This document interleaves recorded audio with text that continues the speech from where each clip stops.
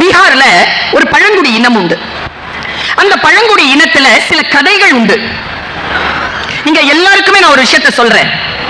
கதைகள் இருக்குல்ல, படித்தவர்கள் தான் கதைகள் கேட்டதற்கு பிறகு கேள்வி கேட்கிறார்கள்.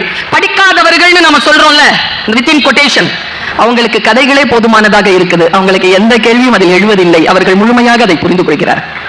அதனால் நம்முடைய பழங்குடி இனம் எப்பொழுதும் கதைகளை தன் ஆயுதங்களாக கொண்டிருந்திருக்கிறது. அந்த ஒரு கதையை நான் கேட்டேன். எனக்கு வேறு விதமான விழிப்புணர்வு என் மனதிலே வந்தது. ஆக்சுவலா நாம எல்லாருமே லீடர்ஸ் தான். அந்த தலைமை பண்பு இருக்கு இல்லையா, அந்த பண்பிலே நாம் உறுதிப்படுகின்ற பொழுது, காலம் அதை சரியாக கணிக்கின்ற பொழுது, காலம் நமக்கு அதை வெளிப்படுத்தக்கூடிய வாய்ப்பை நமக்கு தருகிறது. இந்த குணம் நமக்கிட்ட இருக்கான்னு பார்த்துக்கோங்க. பழங்குடி இனத்திலே இந்த கதை இப்படி சொல்கிறது. ஒரு புறா கூட்டம் இருந்துச்சாம். அந்த புறா கூட்டத்துக்கு ஒரு தலைவன் இருந்தானாம். அந்த தலைவன் சொன்னானாம், ஒரு இளைய புறாவை கூப்பிட்டு சொன்னானா, யார்கிட்ட நம்ம ரொம்ப ஜாக்கிரதையா இருக்கணும்னு சொல்லு பாப்போம்.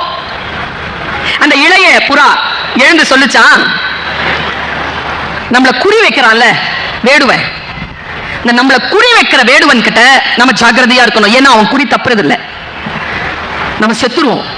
அதனால நம்மள யாரு குறி வைக்கிறாங்களோ, அந்த அம்பை ஏந்திய வேட்டைக்காரன் யார் இருக்கிறானோ, அந்த குறி வைக்க தெரிந்த வேட்டைக்காரனிடத்தில் நாம் ஜாக்கிரதையாக இருக்க வேண்டும் என்று அந்த இளைய புறா சொன்னது. அவங்க அம்மா கிட்ட கேட்டுச்சான் தலைமை புறா, உன் புள்ள சரியா சொல்றானா, நீ சரியா சொல்லி கொடுத்திருக்கிறியா? சரி, ஆமா சார், சரியா சொல்றான் சார். தலைவன் சொன்னானாம், இல்லை, நீ தவறாக சொல்கிறாய். என்ன இடத்தில் நான் தவறு செய்கிறேன்? இளைஞன் கேட்கிறான். தலைமை புறா சொன்னது, குறி வைக்க தெரிஞ்ச வேட்டைக்காரன் இருக்கான்ல, அவனை நாம பார்த்துட்டோம்னா தப்பிச்சிடலாம். ஏன்னா பல நேரங்கள்ல வேட்டைக்காரனை விட்டு தப்பிக்கின்ற பறவைகள் அதிகம். தப்பிச்சிடலாம். ஆனா தப்பிக்கவே முடியாது. யார்கிட்ட தெரியுமா? குறி வைக்க தெரியாத ஆயுதம் ஏந்திய வேட்டைக்காரன். அவனை குறி வைக்கும் பொழுது, யாருக்கு தானே குறி வைக்கிறான்னு நம்ம உட்கார்ந்து இருப்போம். அது அவனுக்கும் தெரியாது, அவன் அம்முக்கும் தெரியாது, அதை நம்மள வந்து தாக்கிறோம். ஏனென்றால் அவனுக்கு குறி வைக்க தெரிவதில்லை. குறி வைக்க தெரியாமல் கையில் ஆயுதங்களோடு சுற்றுகின்றவர்களிடத்திலே நீங்கள் ஜாகிரதையாக இருக்க வேண்டும் என்று தலைமை புறா சொன்னது. ஒரு விஷயத்தை யோசிச்சு பார்த்திருக்கிறீங்களா? நம்ம தமிழ்நாடு இந்த இந்தியாவில் இருக்கக்கூடிய 28, 32 மாநிலங்களை காட்டிலும் பல நேரங்களில் பல விதங்களில் கல்வியில் புரிதலில் இந்த 60 ஆண்டு காலமாக தமிழ்நாடு முன்னிருப்பதற்கு என்ன காரணம் என்றால், நமக்கு தலைமை தாங்கி இருக்கின்றவர்களுடைய கொள்கைகள் நம்முடைய ரத்த நாளங்களில் செலுத்தப்பட்டிருக்கிறது. அந்த தலைமை பண்பில் நாம் இருப்பதனால் தான் நம்முடைய மாநிலத்தை நாம் முதன்மை மாநிலமாக நிறுத்தி இருக்கிறோம். தலைமை பண்பிலே கவனம் வேண்டும். நல்ல தலைவன் இல்லாத சமுதாயம், இப்படி சொல்கிறேன், நல்ல தலைமை இல்லாத சமுதாயம் தன்னை தானே தின்றுவிடும். விதின் கொட்டேஷன்ல எழுதி வச்சுக்கோங்க நான் சொன்ன இந்த வார்த்தையை. நல்ல தலைமை இல்லைன்னு வச்சுக்கோங்க. இப்படி சொல்றேன், ஒரு சிங்க தலைமை கழுத கூட்டம், கழுதை தலைமை சிங்க கூட்டம், எந்த கூட்டம் ஜெயிக்கும்?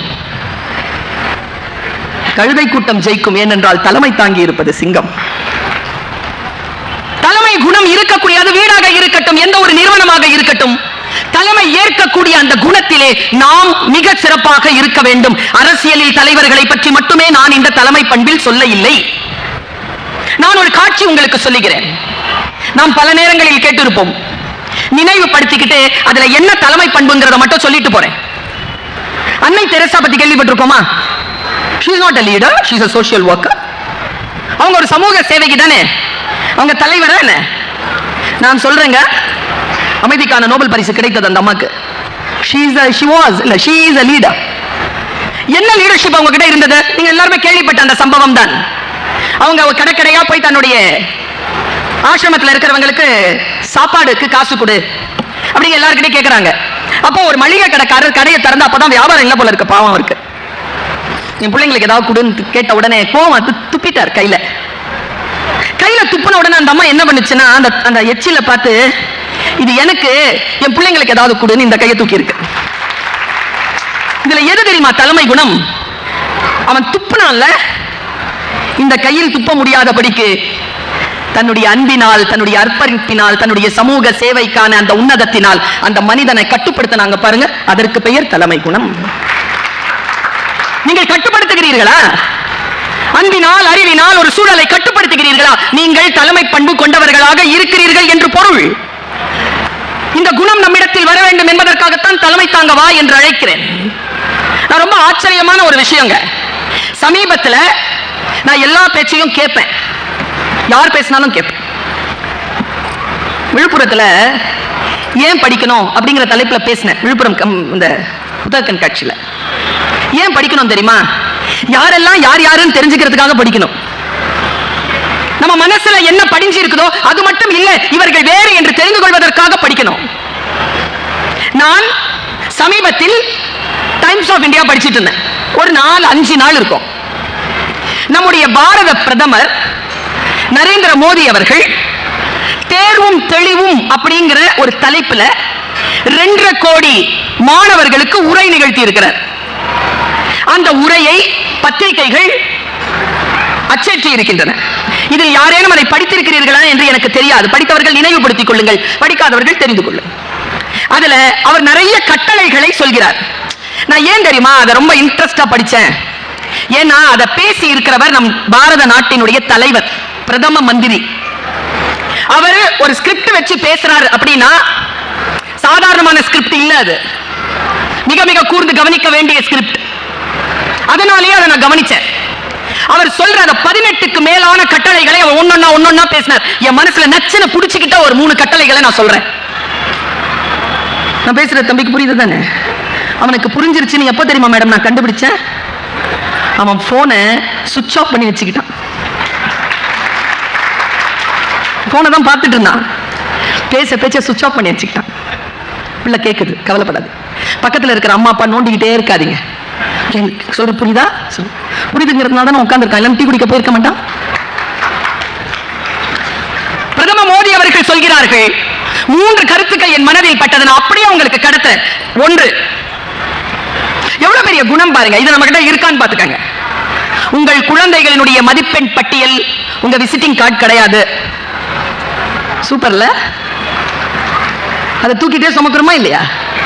என் புள்ள ஃபர்ஸ்ட், என் புள்ள 97, என் புள்ள 98, பிள்ளையினுடைய மதிப்பெண் பட்டியலை எடுத்துக்கிட்டே சுற்றுற பெற்றோர்களுக்கு பாரத பிரதம மந்திரி சொல்றார், your child's report card is not your visiting card. Very good. ஏன் எனக்கு ரொம்ப பிடிச்சது தெரியுமா? அது இந்த ஃபர்ஸ்ட் மார்க் வாங்குறவங்களை கண்டாலே எனக்கு ஆகுறது இல்லை, அதனால எனக்கு அது பிடிச்சது. டீச்சர் தான் நான். ஆனா டீச்சருக்கு எப்படி அது பிடிக்காம போச்சு? 98 மார்க் வாங்குறவன ஏன் பிடிக்காம போச்சுன்னா, இந்த 98 மார்க் வாங்குறவங்களுக்கு ஒரு குணம் இருக்கும். என் கிளாஸ்ல 98 ஒன்று வாங்கும், சும்மா இருக்காது, நேரம் வரும் என்கிட்ட, மிஸ் இந்த 7 மார்க்ஸ் கொஸ்டின் 5 மார்க்ஸ் போட்டு இருக்கு, அதுக்கு அந்த 2 மார்க் வேணும். சரி, சரியா தான் மிஸ் எழுதியிருக்கேன், மார்க் போட்டுக்கோ, நீயே போட்டுக்கோ, சரியா தானே இருக்கு. அப்ப ஏன் நான் ஏன் திருத்தணும்? அல்ல கம்மியா இருக்குன்றதுனால தானே 2 மார்க் குறைச்சு போட்டிருக்கேன். அழோ அழோ அழோ அழோ அழோ. பக்கத்துல ஒன்று உட்காந்துருக்கோம், சிரிச்சுக்கிட்டே இருக்கும், கிட்டையே வராது. மார்க் எவ்வளவு நினைக்கிறீங்க? 2. அழற பிள்ளைய பார்த்து இது கேட்கும், ஏன் அழுவுற? எங்க அப்பா 2 மார்க் எங்கன்னு கேட்டு அடிப்பார், என்கிட்ட இருக்குன்னு சொல்லு. இதுக்கு 2 மார்க் வாங்கிக்கிட்டு சிரிக்க கூடாதுன்னு தெரியல, அதுக்கு 98 மார்க் வாங்கிட்டு அழக்கூடாதுன்னு தெரியல. நான் இங்க பேச வந்திருக்கிறது யாருக்கு தெரியுமா? 98க்கு இல்ல, 2 மார்க் வாங்கிட்டு சிரிச்சிட்டு இருக்காங்கல்ல, அவங்களுக்காகத்தான் பேச வந்திருக்கிறேன். இந்த 98 எப்படி ஜெயிக்கணும்னு சொல்ல வந்திருக்கிறேன். நீ தலைமை தாங்க வேண்டுமா? 98 உன்னால வாங்க முடியாது, என்னாலேயே வாங்க முடியல, உன்னால எப்படி வாங்க முடியும்? 98 மார்க் போடுற நானே வாங்கலையே. 98 மார்க் வாங்குறவ பார்த்து வச்சுக்க, சரியா? நீ 30 மார்க் வாங்கி இருந்தா அடுத்த டெஸ்ட்ல 32 வாங்கு, அதுக்கு அடுத்த டெஸ்ட்ல 34 வாங்கு, ஃபெயில் தான். அதுக்கு அடுத்த டெஸ்ட்ல 36 வாங்கு, ஃபெயில் தான். ஒருவேளை நீ 36 வாங்கி இருக்கும்போது 98 92 வாங்கி இருக்கும். நான் சொல்றேன், ஜெயிக்கிறத பத்தி தெரிஞ்ச நான் சொல்றேன், 98ல இருந்து 92 அது தோக்குது, 30ல இருந்து 36 நீ ஜெயிக்கிறதுக்கான குணம் இதுதான். சொல்லிக் கொடுங்க, உங்களை நீங்களே ஜெயிச்சுட்டு வரதுக்கு சொல்லிக் கொடுங்க. அதனால தான் உங்களுடைய ரிப்போர்ட் கார்டுக்கு ப்ரோக்ரஸ் ரிப்போர்ட்னு பேரு. You show progress. ஒண்ணுத்துக்கும் ப்ரோக்ரஸ். நான் 58% தான், ஆனா MA முடிக்கும் போது university rank. Progress, show progress. 10 வருஷத்துக்கு முன்னால என்னுடைய பேச்சு நான் இப்பொழுது பேசுகிறேனே அந்த பேச்சு கிடையாது. Progress, show progress. That is called leadership.